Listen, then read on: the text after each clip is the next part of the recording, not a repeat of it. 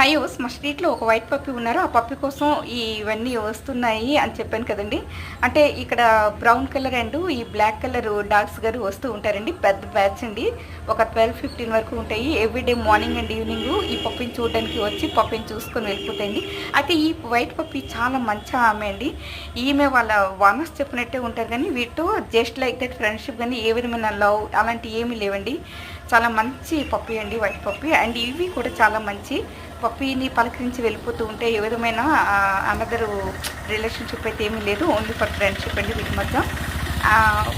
నేను నిన్న ఒక వీడియోని చూశానండి. ఒక అతను నీ ఆలోచన శక్తికి ఉన్న ఏంటిది గొప్పతనం తెలుసుకుంటే నీకు ఈ విశ్వంలో ఈ ప్రపంచంలో ఎక్కడ దేవుడి గురించి వెతకు ఏదని చెప్పారండి. అలా చెప్పడం అంటే అతని కాన్సెప్ట్ అయితే బాగుందండి.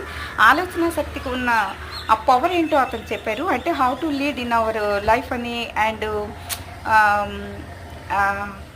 అదేనండి మన ఆలోచనకు ఉన్న శక్తి గురించి అతను చెప్పారు, బాగానే ఉంది. కాకపోతే అతను ఒక బస్సు అన్నారండి, బస్సుకి పార్ట్స్ అన్నారు. ఆ తర్వాత ఏంటది ఒక ట్రాక్టర్ అన్నారండి, ట్రాక్టర్కి పార్ట్స్ అన్నారండి. కామెంట్స్ అన్నీ నేను ఏమైతే కామెంట్ చేయాలనుకున్నా అలా అదే విధంగా యాక్టివ్ కామెంట్స్ అన్నీ ఉన్నాయండి. ఇంకా నేను చేయాల్సిన అవసరం లేదు, ఆ నీడ్ లేదని చెప్పి వదిలేస్తాను. అండ్ ఈరోజు ఒక వీడియోని చూసానండి. దత్తాత్రేయ ఎవరు ఉన్నటువంటి స్వామి అతను ఈరోజు ఏమి వీడియోని షేర్ చేశారంటే అదే ఎప్పుడో చేస్తుంటారులేండి.